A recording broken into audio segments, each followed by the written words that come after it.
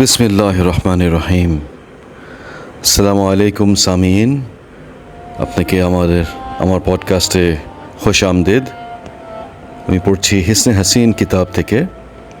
আজকে পড়ব চ্যাপ্টার 4, আল্লাহর জিকিরের আদব। Let's start. বিসমিল্লাহ। কোরআন হাদিসের আলেমগণ বলেছেন, জিকিরকারী যেখানে বসে জিকির করবে সে স্থান পরিষ্কার পরিচ্ছন্ন ও পবিত্র হতে হবে। দোয়ার আদব পর্যায়ে যে ইখলাস, গভীর ধ্যান এবং জাহেরি বাতিনি পবিত্রতা পরিচ্ছন্নতার কথা উল্লেখ করা হয়েছে তা জিকিরকারীর মধ্যে অবশ্যই বর্তমান থাকতে হবে।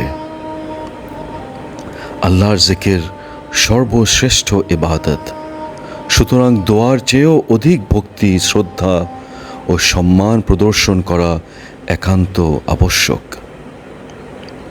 জিকিরকারীর মুখ ও জিহ্বা সম্পূর্ণরূপে পাক সাফ হতে হবে। মুখে কোনো দুর্গন্ধ থাকলে মিসওয়াক করে তা অবশ্যই দূর করে নিতে হবে। জিকির করার সময় কেবলামুখী হয়ে বসতে হবে। পরিপূর্ণ বিনয়, নম্রতা, আন্তরিক প্রশান্তি, ভক্তি, শ্রদ্ধা, অতীব গুরুত্ব প্রদান এবং একাগ্রতার সাথে জিকিরের জন্য বসতে হবে। জিকিরে যাই বলবে তার অর্থ ও মর্ম পুরোপুরি বুঝতে হবে এবং সে বিষয়ে চিন্তা করতে হবে। কোনো জিকিরের অর্থ না জানা থাকলে আলেমের নিকট থেকে জিজ্ঞেস করে পরিষ্কারভাবে বুঝে নিতে হবে। এখানে জিকিরের শব্দ সংখ্যা বাড়াবার উদ্দেশ্যে কোনো রূপ ব্যস্ত হওয়া যাবে না এবং তাড়াতাড়ি জিকির করা যাবে না।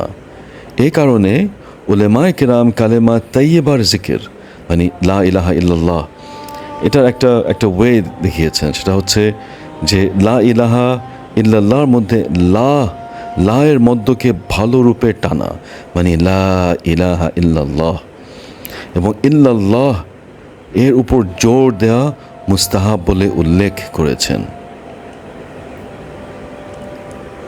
সবচেয়ে ফজিলতওয়ালা জিকির হচ্ছে আল কোরআন আল করিম।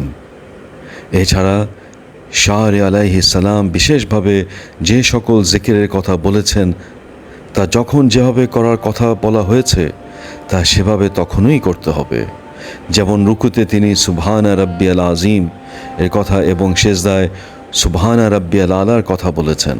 সুতরাং রুকু সেজদায় কোরআন পাক পড়া অনুচিত। এই কারণে রাসূলুল্লাহ সাল্লাল্লাহু আলাইহি ওয়া আলিহি ওয়াসাল্লাম রুকু সেজদায় কোরআন পাঠ নিষিদ্ধ করে দিয়েছেন। আল্লাহর জিকিরের ফজিলত তাহলিল, মানে লা ইলাহা ইল্লাল্লাহ, তাসবিহ, সুবহানাল্লাহ ও তাকবীর, আল্লাহু আকবার এর মধ্যে সীমাবদ্ধ নয়, বরং আল্লাহর আনুগত্য ও ফরমাবরদারির যে কোনো আমল, কথা বা কাজই আল্লাহর জিকির বলে পরিগণিত।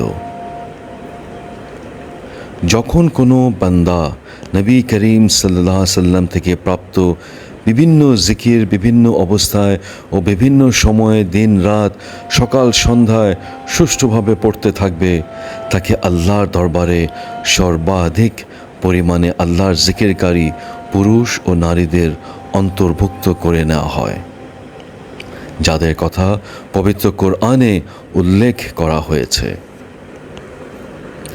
আজকে এই পর্যন্ত শেষ করি। ইনশাআল্লাহ দেখা হবে নেক্সট চ্যাপ্টারে। Thank you for listening. আসসালামু আলাইকুম।